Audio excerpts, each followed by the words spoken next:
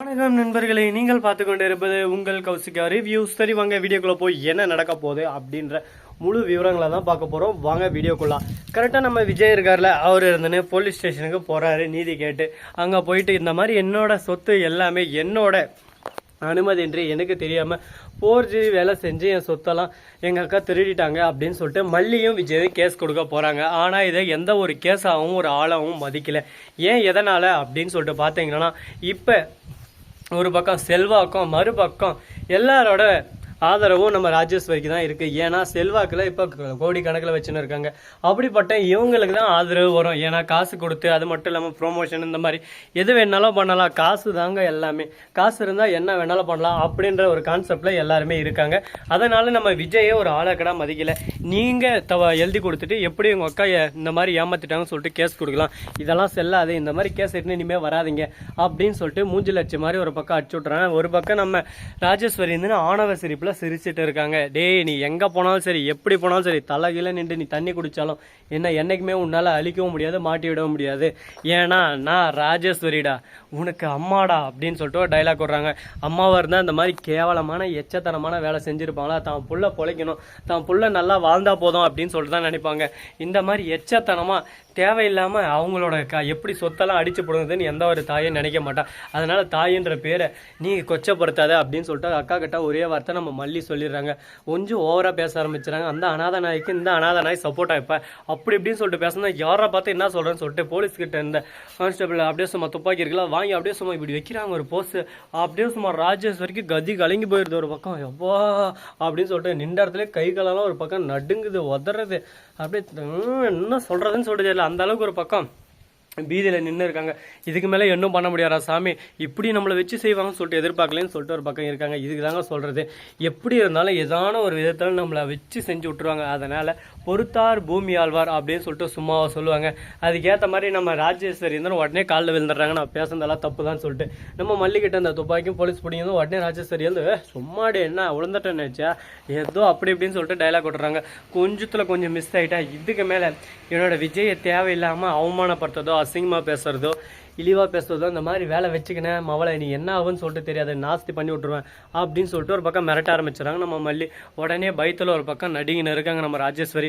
இன்னும் கூட அதை மறக்கலைங்க. ராஜேஸ்வரி வீட்டுக்கு போகிறாங்க. வீட்டுக்கு போய் கூட கால் கை நடுக்கம் அடங்கலை. என்னோட அவள் திடீர்னு துப்பாக்கி எடுத்துட்டாலே என்னை போட்டு இருந்தால் நான் என்ன ஆகுறது, என் நிலமை என்ன ஆகுறது, அப்புறம் எனக்குன்னு யார் கெதி யார் அப்படி இப்படின்னு சொல்லிட்டு ஒரு பக்கம் புலமின்னு இருக்காங்க. நம்ம ரஞ்சிதம் வந்து என்ன ராஜம்மா இந்த மல்லிக்குள்ளே இவ்வளோ தைரியமா, ஆனால் எல்லாரும் முன்னாடி துப்பாக்கி எடுத்துட்டா அவன் மேலே இதுக்கே ஒரு கேஸ் போட்டு அப்படியே உள்ள தள்ளி இருக்குன்னா உள்ள தள்ள முடியாது, இன்னும் நடக்கல இல்லை அட்டெம்ப்ட் மர்டர் அப்படின்னு சொல்லிட்டு கூட போடலாம், ஆனால் ஒன்றும் பண்ண முடியாது அப்படின்னு சொல்லிட்டு ஒரு பக்கம் அது பேச்சு வாக்கிலே பேச்சோட விட்டுடுறாங்க. இதுக்கப்புறம் என்ன நடக்க போகுது, காற்று வாக்கில் காற்றா பறந்து போக போதா, இல்லை எல்லாத்தையும் ஒரு பக்கம் சமாளிக்கிறதுக்கு ஒரு தில்லு வேணுங்க. அந்த தில்லு இருக்கிற வரையும் யாராலையும் ஒன்றும் பண்ண முடியாது. அப்படிப்பட்ட தில்லு உங்களுக்கு இருக்கா இல்லையான்னு சொல்லிட்டு பார்த்தீங்கன்னா கண்டிப்பாக தில்லுன்றது எல்லாருக்குமே இருக்குது. அதை எப்படி யூஸ் பண்ண போகிறாங்க, என்ன பண்ண போகிறாங்க, அதுதான் இங்கே விஷயமாகவே இருக்க போதுங்க. சரி, நடந்ததெல்லாம் நடந்துச்சு, இதுக்கப்புறம் என்ன பண்ணலாம், ஏது பண்ணலாம் அப்படின்ற ஒவ்வொரு விஷயத்தையும் நாம் ஒன் பை ஒன்னாக பார்த்து தெரிஞ்சுக்கலாம். வாங்க. நம்ம கௌதம் இருக்கார்ல, அவர் இருந்துன்னு விஜய்க்கு ஆதரவாக வராருங்க. அவர் எப்படி எங்கே வராரு அப்படின்னு சொல்லிட்டு பார்த்தீங்கன்னா விஜயோட ரொம்பவே க்ளோஸ் ஃப்ரெண்டுங்க. இந்த மாதிரி அவரும் ஆல்ரெடி கஷ்டப்பட்டு இருக்காரு. குடும்பத்தில் இருக்கிறவங்க ஏமாற்றி அதுக்கப்புறம் போயிட்டு லோன் அலைஞ்சு லோன் எடுத்து எங்கேயுமே லோன் எடுக்க முடியாமல் லாஸ்ட்டில் அப்படியே சும்மா திணறி போய் நின்றுந்தாங்க. அந்த சமயத்தில் ஒரு நல்ல மனசாக அவருக்கு உதவி செஞ்சு அந்த உதவி மூலிமா அவர் முன்னேறி வந்தார். அதுபோல் நானும் உனக்கு உதவுவேன், என்றைக்கும் உன்னை உதவாமல் விட மாட்டேன், நீ எதுக்கும் கவலைப்படாத விஜய், உனக்குள்ள ஒரு நம்பிக்கை இருக்குல்ல, உனக்குள்ள ஒரு திறமை இருக்கும், அந்த திறமையை வச்சு தான் நீ முன்னேறி வரணும், அடுத்தவங்களை நம்பி இல்லை, அதை ஃபஸ்ட்டு நல்லா தெரிஞ்சுக்க, இதுக்கு மேலே நீ யாருக்காகவும் எதுக்காகவும் உன்னை மாற்றிக்காத அப்படின்னு சொல்லிட்டு ரொம்பவே ஆறுதலாகவும் பேசி அவங்களுக்கு தேவையான விஷயத்தெல்லாம் பண்ணி கொடுக்குறாங்க. அது மட்டும் இல்லாமல் கம்பெனியில் பார்ட்னர்ஷிப் வேறு கொடுக்குறாரு. நம்ம ராஜேஸ்வரி வந்து விஜய்க்கு அதான் கௌதம் கிட்ட மிரட்டுறாங்க. இந்த மாதிரி தேவையில்லாமல் விஜய்க்கு நீ சப்போர்ட் பண்ணிருந்தா உன்னை அவ்வளோதான், உன் கம்பெனி நான் இழுத்து மூடுற அளவுக்கு பண்ணுறேன் அப்படி இப்படின்னு சொல்லிட்டு சவால் விடுறாங்க. சவாலுக்கே சவாலை, உன்னை மாதிரி 1000 பேரை சமாளிச்சுட்டு வந்திருக்கேன், இடத்த உடனே யாரையும் சமாளிக்காமல் வரல, அதை ஃபஸ்ட்டு தெரிஞ்சுக்கோ, என்கிட்ட இந்த வாயாடுறது இந்த வேலையெல்லாம் வச்சுக்கூடாது, போட்டு தள்ளிட்டு போயிட்டே இருந்துருவேன் அப்படின்னு சொல்லிட்டு ஒரு பக்கம் சவுண்டு விடுறாங்க. ஒரு பக்கம் நம்ம கௌதம் சவுண்டு விடுத்த பார்த்து ராஜேஸ்வரி ஆடி போயிடுறாங்க, அசந்து போயிடுறாங்க. அந்த இடத்துக்கு நம்ம மல்லி வராங்க. என்ன சொல்கிறாங்க அப்படின்னு சொல்லிட்டு கேட்க அவங்க மிரட்டுறாங்கம்மா. எனக்கு பயமாக இருக்குல்ல, நான் சின்ன பாப்பா அப்படியே பால் குடிக்கிற பாப்பா, எனக்கு பயம் தாங்க முடியலம்மா, அதுதான்மா நானும் கிளாஸ் எடுத்துகிட்டு இருக்கேன், எப்படி இருக்குன்னு சொல்லும், என்னென்ன பண்ணணும் அப்படின்னு சொல்லிட்டு நான் கிளாஸ் எடுத்துகிட்டு இருக்கேன். சரிண்ணா அப்படின்னு அப்படின்னு சொல்லிட்டு அங்கேருந்து நம்ம விஜயம் மறுபக்கம் மல்லியும் கிளம்புறாங்க.